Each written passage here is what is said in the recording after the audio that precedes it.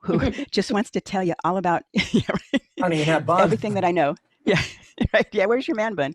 Um, who just wants to tell you everything that I, that they know, right? And they spill the jargon and people glaze over. So I try purposefully to be the opposite and just it's all about how getting people comfortable with this stuff and translating the jargon. So anyway, so enough said, but that's my background. Um, and this is just my ultimate passion is doing what I'm doing.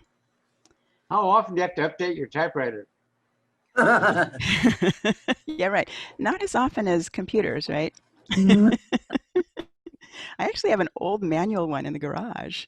Um, but So do I. It's a good old Royal. yeah, yeah, Mm. exactly. Exactly. Um, so back to today. So really that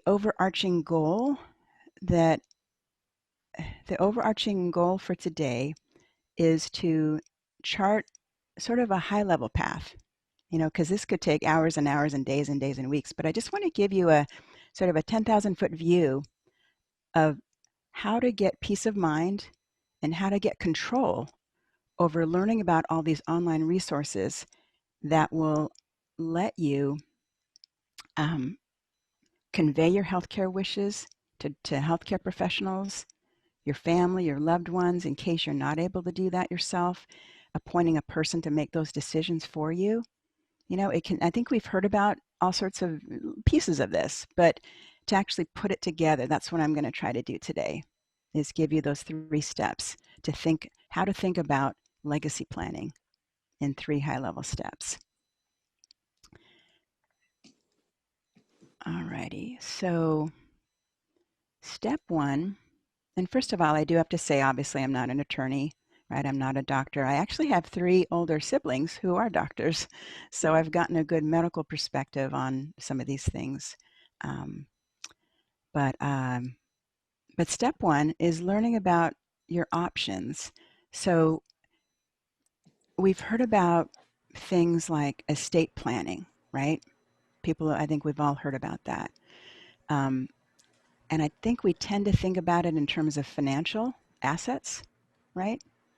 And and what do we do with our money? What do we do with our property, right? But it's actually very, very broad. And, it could be not only beneficiaries, right, and how you distribute your assets and who makes decisions for you, but there's a big healthcare piece to it. So what kind of treatments, especially in this age, this new normal of COVID, right? Unexpected things can come up. And how do you convey the medical treatments that you might want, as well as those that you don't want? Um, there's avoiding probate, right? There's also an emotional piece here, right? About would you feel relieved and peaceful and organized and empowered even and unstuck if you were to get all your ducks in a row, right? With all these documents and things. Because I think, it's hard to think about some of these things, but I think to keep in mind that the end point is to feel like, oh my gosh, the peace of mind of saying, I've got all my papers in order and my wishes are going to be carried out. My legacy is going to be passed along, to my kids and my family, my loved ones. Um, so, so just wanted to kind of give you sort of an overview about it, and I'll go through some of these about legal decisions, healthcare decisions, about finances, um, and just sort of covering the basis here. So, so let's move on to the next one. So let me ask you all. So give me your thoughts on how you think about legacy planning, or I mean, it's known by so many different phrases and terms. What are some of your thoughts about it? Anybody? This is Andy Jackson. Hi, When Andy. you make up a trust, you go through all of that. You go through all the financials. You go through all of the medical decisions that you're going to have. Right. So to me, you know, a trust is all encompassing of everything that you're talking about. It does have a lot of it. It sure does. And it depends on the type of living trust. I assume that that's a revocable one. Is that true? Yep. As opposed to an irrevocable living Right. trust. Sure. Yeah. Sure. Yeah, there's some other options I can go through today. How many of those of you who are listening who and again, you don't have to speak up if you'd rather not, but how many of you do you feel like you've got everything covered, or actually, how many of you feel like there are things that you still want to put in place, that you feel like you need to be able to put in place? Just a show of hands. Okay, Oh yeah. good. Um, so yeah, and so are there any other thoughts about what people know about this space or questions right off the bat that I can address today Well, specifically? the medical treatment bit, is that where we specify what we do or do not want to have done with us? Yes. Can we Yes, that say we want to die? Can we say that? so there's the do not resuscitate, a DNR, that is usually for first responders, so emergency responders. So if they were to come to a home and they were called there by 911, um, the default is to resuscitate. So, like for instance, so the other part of my story is I have a 92-year-old dad, and he's got a chronic heart condition, and so this is a lot of, again, I got the medical perspective from my siblings, um, done a lot of research, um, but it was really interesting to go through it with him, and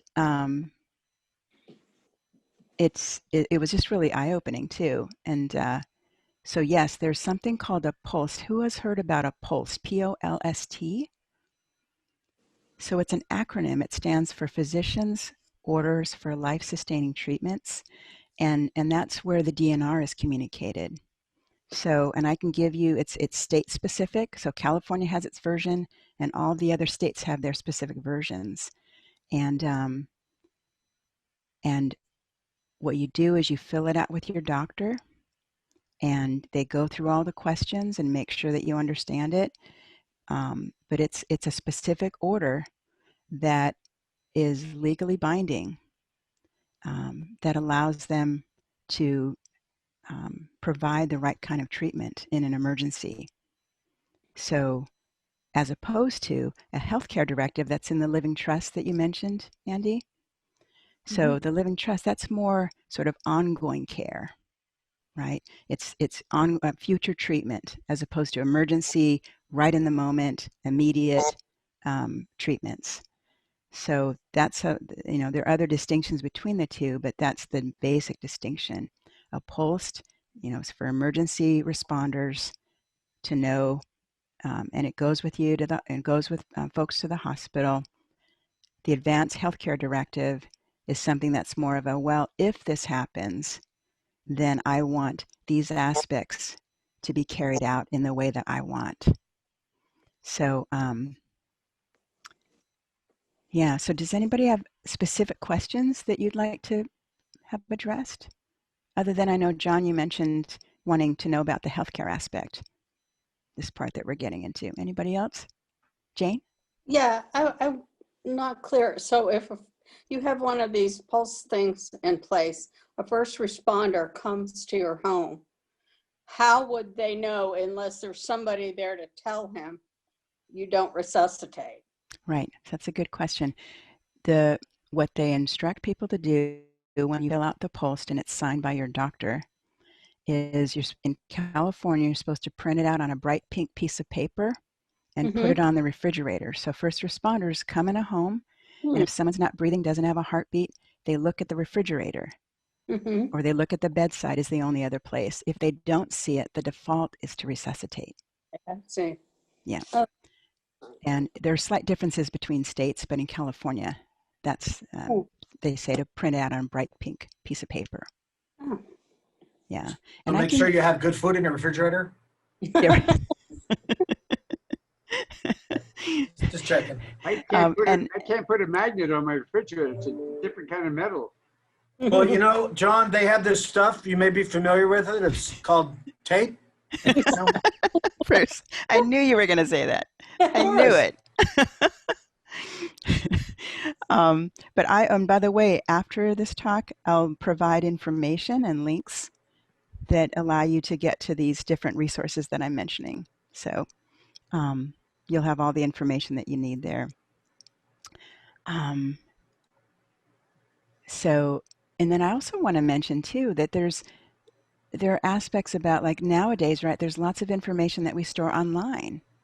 So how do people know how to access that, right? It's a whole nother sort of dimension of legacy planning. How do people access that? And I have a wonderful resource online that allows you to put all of that in one place with security that's even better than the banks. It's like military government encryption. It's really solid. So I'll mention that toward the end as we kind of bring everything together. And then there's also family history, right? I mean, some of you might, like my family, we're getting interested in family history and not just a family tree, but stories. And I'm bringing in a writer to interview my dad, and then she's going to write a life story, his life story. She did that for my mom about 17 years ago, and it was beautiful. It was wonderful.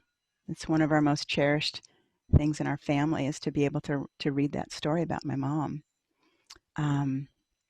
So there's that aspect, right? The family history, the family beliefs, the traditions, right? The guidance that people want to carry on to future generations. So it's very, again, I think in the beginning we think about financial and healthcare to some extent, but there's so much more to it too, especially these days. So any other questions before we dig in? Andy, did you have one? Well, I was going to wait to the end, but it seems that you need to have resources or a list of things to do that survivors need to do. Like, Yes. how do you take care of Social Security? How do you take care of the person's pension? All these things Exactly. that you don't normally do, but Right. have to be done. Right. And is there a Exactly. list anywhere on what those things are? There is, and that's the resource that I'm going to tell you about. And if you want to write it down now, it's called Everplans. So EverPlans.com. And just a brief story about the one of the founders. So she's a serial, what they call a serial entrepreneur, right? She's created these startups and sold them and done multiple startups and been very successful.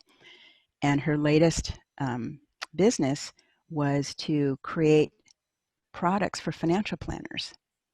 And halfway through the project, her brother passed away suddenly. He was in his 50s only.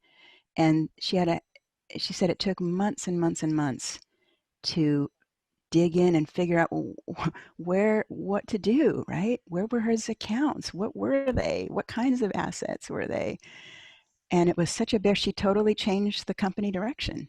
And it became Everplans, which is basically a repository, a very secure repository for putting all of your important life information. I mean, it could be where's your pharmacy? What medications? Who's your pet's veterinarian? Right? It could be anything out there. It could be stories you want to pass along. I mean, it's amazingly rich. I love this site. I'm in the process of getting my dad's information in there, and it walks you through. They have wonderful, wonderful articles in there on their site that are just really well done. I've never seen anything like it. And again, the security and the privacy are just unmatched. Yes, Bruce. Working at a senior center for as long as I have, this is a very common thing that happens and it's usually when it's the male will pass away and the wife will say, he didn't tell me where any of this stuff was. And if they're a veteran, they don't pass that information on, or you need to just go to the VA and it's already there. So it is very common where they, just a month ago, someone passed away and the lady's like, I don't know where the deed to our house is. I don't know where he put any of this stuff. And it's just Right. something, well, you'd think, oh, well, we talked about it. Well, you may have talked about it 30 or 40 years ago, but you might have forgotten. So just throwing that in. Sorry. Yeah, no, definitely. In fact, I'm going to just hop over here for a second and show you guys.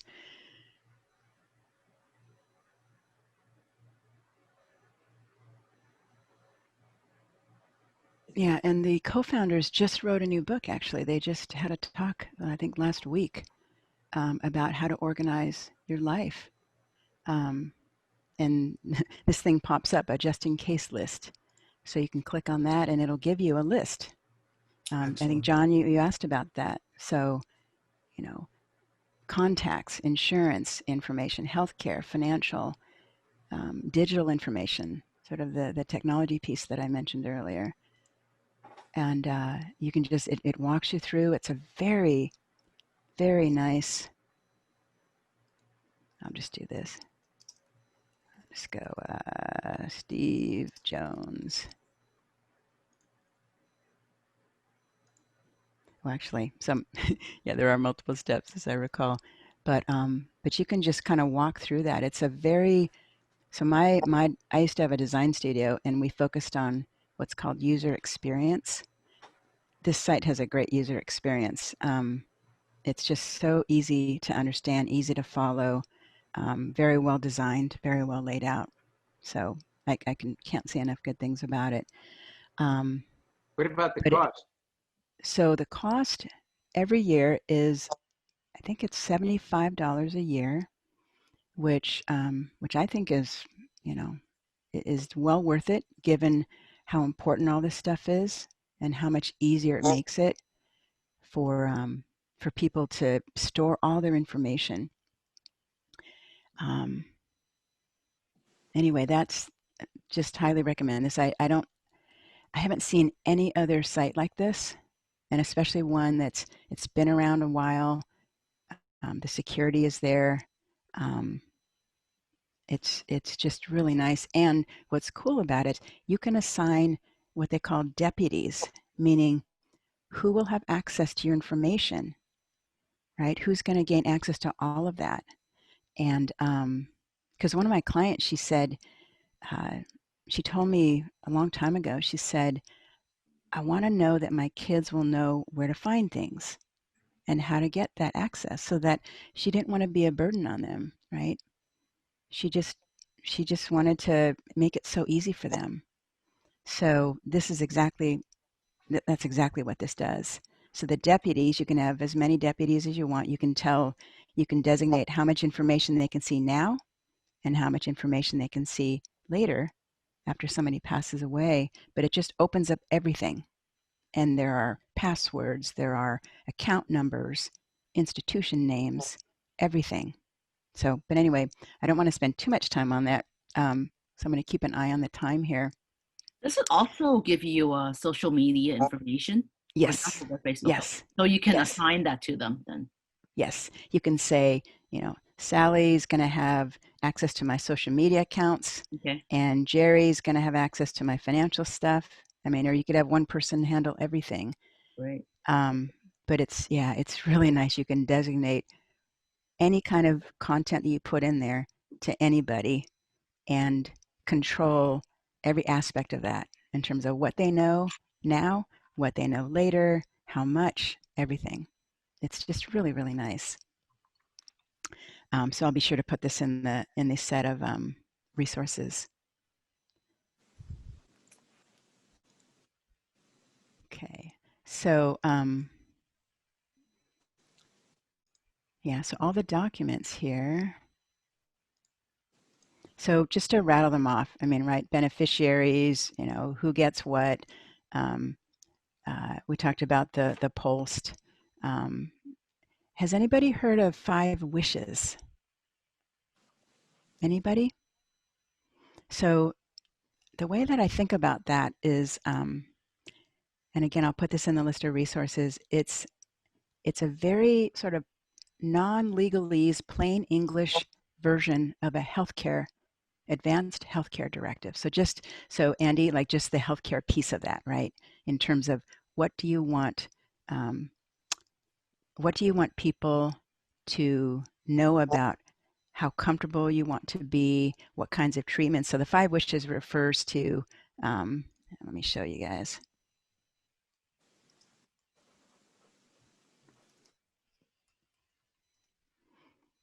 And the cool story behind this is that the founder, the person who created this, he used to work in one of Mother Teresa's hospices on the East Coast.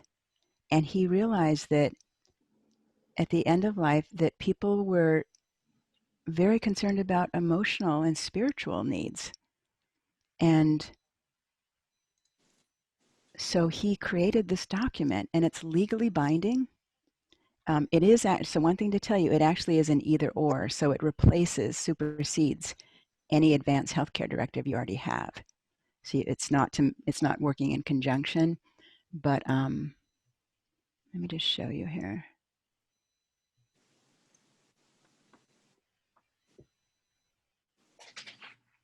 So the 5 wishes correspond to who makes those healthcare decisions for me, the kind of medical treatment that you'd want or not want, how comfortable I want to be, how I want people to treat me, and what I want my loved ones to know. So it's all in plain English, and it walks you through. There's a paper version, and it's all of $5. So it's very affordable. I think if you get 20, because was going to give it out to family and friends, it goes down to I think $1. It's like $20 for 20, and it's state specific, but it's all in plain English. So the person I choose as my healthcare agent, it gives you a little advice about that. The kind of medical treatment, I'm going to take this off, what life support treatment means. So anyway, it's a very well-written document. My wish for how comfortable I want to be. And I want a cool, moist cloth put on my head if I have a fever. I want my lips and mouth kept moist. I want to have warm baths, so it's a little different, Andy. If you compare this to like what's in a living trust, it's more layperson, it's less legalese, and how you want people to treat you. And then this is really cool. This is part of what I consider the legacy part. I wish to have to make peace with each other. I want to know that I love them. I mean, it's just really wonderful. So that's again one of my favorite resources.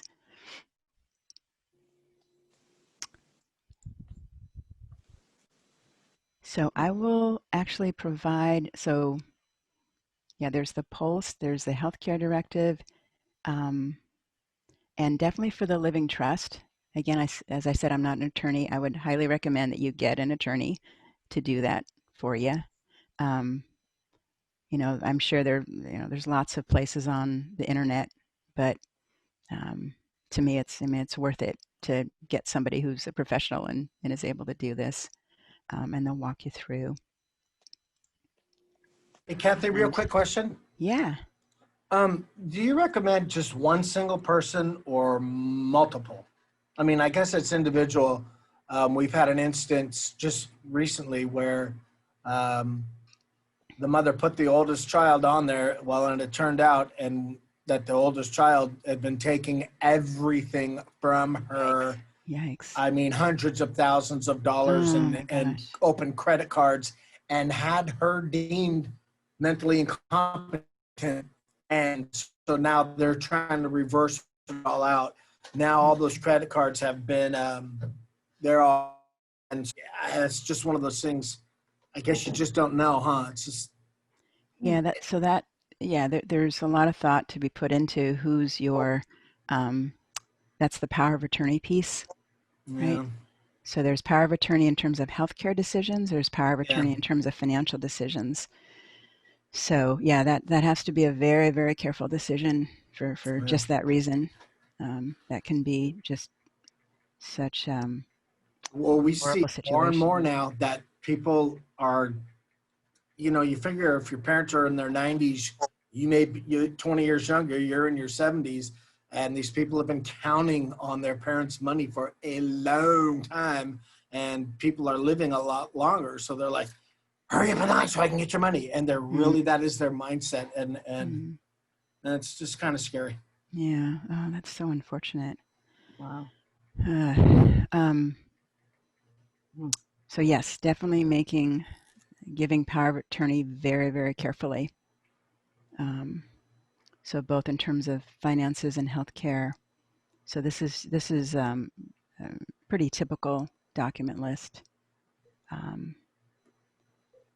Beneficiary designations, guardianship if there are kids involved, younger kids. I'm kind of an older mom, so my kids are still teenagers. And there's the post. So I will include links in the list of resources after my talk. And yeah, does anybody have questions about these? Because there's obviously not enough time to go through each one of them, but I was just, again, giving you sort of a bird's eye view of some of these things. Does anybody have specific questions about any of these documents? Or even want to know, a little more detail about them? What does advanced healthcare directive direct people to do, or the doctors to do, or whoever to do? So that's the one where it tells them you designate who you want to make healthcare decisions for you if you're incapacitated and can't communicate. That's one big aspect to it. The other aspect is what kinds of treatments do you want? So it sort of goes back to the 5 wishes. What kinds of treatments do you want? Do you not want to be intubated? Do you not want to even have CPR?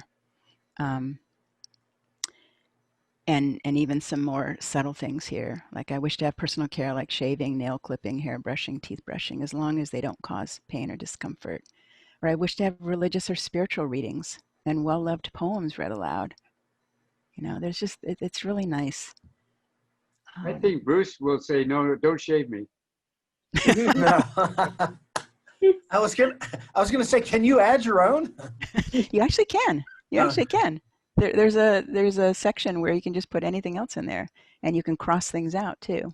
Okay, yeah, I saw So that. it's highly customizable.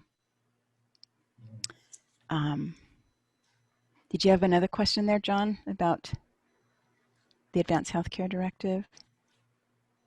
Because I figure some of the straightforward stuff I can just put into this resource that I'll provide everybody. We don't have to spend a whole lot of time, but if anybody has specific questions or just wonders about kind of what these are, how they relate to each other, like I said, the 5 wishes supersedes and replaces the Advanced Healthcare Directive. So I have a question on the guardianship designation. Sure. I guess if there are kids that's under 16, you need to have a guardian, right, in case you and your partner pass.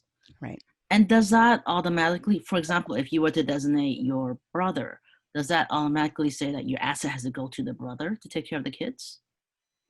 So actually, that's, I'm not sure about that. Okay. Yeah. Bruce, do you know? Well, no, I'm thinking if it's not about the minors, but like a living trust, from what I gather, is intended that if you put them in charge of your money, they have to spend that on you or on the children. They can't say, oh, I'm going to buy a brand new Porsche and drive the kids around in it. Things like that, I believe, would be questions, but it is to provide for the general welfare of the person because you're trusting them with your money to take care of you, basically. Right. Yeah. No, that's definitely true. Yeah, it has to be. They have to be provided for. Right. Efficiently. And see, and then I guess part of what the question that a lot of people ask is that, well, okay, so am I allowed to spend some of that if you're the person that's trusted? They are going to go, well, I was buying a car for myself because I needed to have my car in order to go to my job, in order to be taking care of them or to drive them. So those are the kind of sticky things that I guess I don't know how that ever gets resolved if a situation occurs like that. Yeah.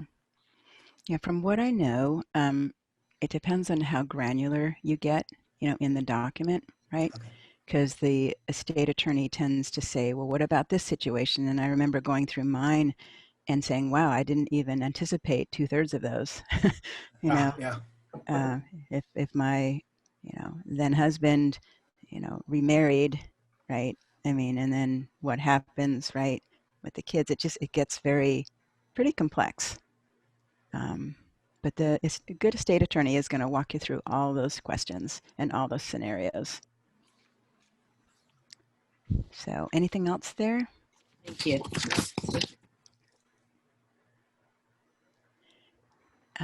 And then,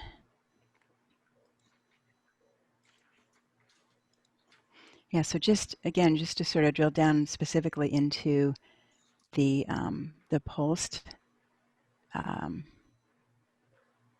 So, and that's a medical order, and it's usually for people who are very frail or have some sort of chronic condition or terminal condition. It has to be signed by the patient or their decision maker. The doctor, like I said, has to sign it. Copies are shared with everybody. And like I said, it has to be displayed on the refrigerator or near the bed. And it involves things like, CPR, comfort-based treatments, antibiotics, even IV fluids and tube feedings. So it's more than just the DNR.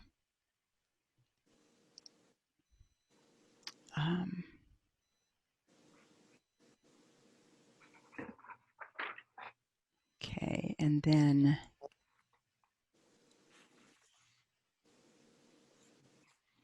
any questions about these before because the last part was I had planned to talk about Everplans a little bit more.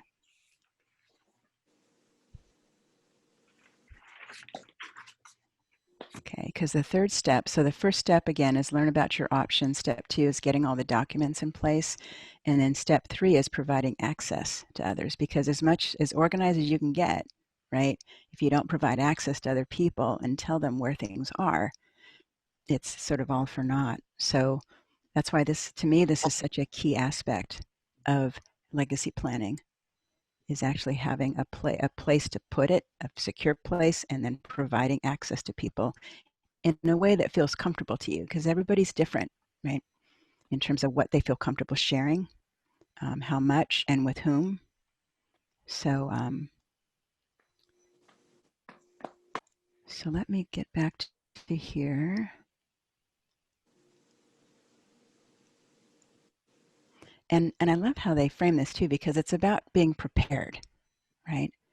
It's especially during challenging times, as they say. And there's a 60-day free trial.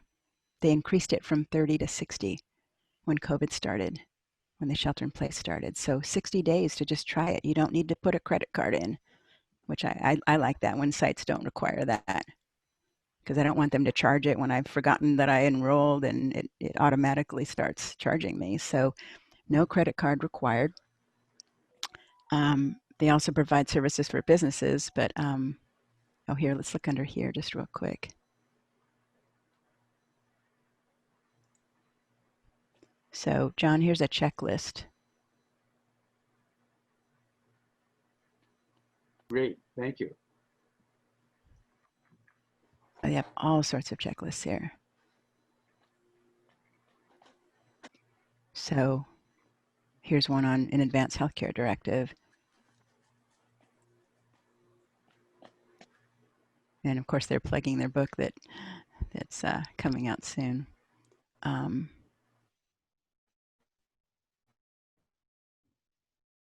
Care directive, advanced directive. It's just known by so many different names. Healthcare proxy, healthcare power of attorney. Those all mean the same thing. And again, they're state specific. So you have to be careful to do the one that's pertaining to California. Yeah, so this is literally a checklist here that you can follow. And you don't even have to sign up for Everplans to look at all their resources. That's also the other nice thing about it. You can just browse and see, yeah, and see how you feel about it. And yeah, the state specific directives. Hey, Bruce, are we, is 45 minutes Yeah, for the yes, session? Okay, yes. okay. So, couple things is, Yeah. did you want to just tell everybody what an executive coach does? So basically, I work with companies, corporations, and I work with managers, directors, upper level executives, and I coach them on all sorts of topics. It could be anything from, health and wellness, this legacy planning, um, sharing photos, how to be more productive, how to strike a good work-life balance. Um, I mean, the sky's really the limit. There's just, I'm a believer in, if you find really good, solid information, why not share it, right? Yep. Why do people have to reinvent the wheel? Yeah. So I love just sharing this information and being able to just help people just, again, those things that are hanging over their heads, and they've always wanted to figure it out, but they just don't know where to go. So it's almost like I can provide people with shortcuts to the best resources in a given area. And instead of people having to figure it out on their own, like reading these articles about 7 best travel apps, 7 best, productivity apps, and then figure out, well, how does that fit me, my personality, my habits, my preferences, my devices, my computers? So I have them fill out a form and I say, tell me about all your devices and all your needs and interests. And then I say, what are your top 3? And then I come to the coaching session with all the resources that address their particular needs. So it's highly customized. And one last thing, in our last session that you did with us, you gave out a website for the recycling. Do you remember the one I'm talking about? Yeah. So Can you tell everybody? That's whatbin.com. That's it. Okay. And if you want to know, go ahead. Sorry. Yeah, go ahead, Bruce. Go ahead. No, I was going to say, if you want to know where to throw your garbage and which bin to put it in, or what the dumps will take, this is the website to go to. So it's called whatbin.com. And it's great. I know, I love it too, because you're always saying, well, where is bubble wrap? Can I recycle that? Which bin? And so you just enter your city here. Yeah. And I've always wanted to know, like, I'm a big recycler, so like I would say, like, plastic film, right? And then it tells you recycling, but you have to bundle it into, I didn't know this, you bundle it into a clear plastic bag the size of a basketball, and then you put it in your regular recycling bin. I didn't know that. So yeah, I love this site. So awesome. Kathy, thank you so much. Will you please, if you could, shoot me like an email with some of these Sure, of course. links, and then what we'll do is we'll get it out to the rest of the group. Sure. And wonderful information. Thank you so much for sharing with the group. We really appreciate you volunteering your time to do this. Well, Thank you so much, Kathy. That was very enlightening. Appreciate You're welcome. And here is my contact information if anybody just wants to email me. Yep. And you can send this out to us, right? Yeah, I'll put it on the information. Right. So, but just would encourage you and just to contact me if anybody has questions that you didn't think of at the time. Just feel free. Thank you, guys. How are we going to get this list of contacts that she keeps talking about? We'll either email it to you. Do you have our email? Yes, we have Tina, emails. Yep. Yeah, Tina has your emails. Yep. All right.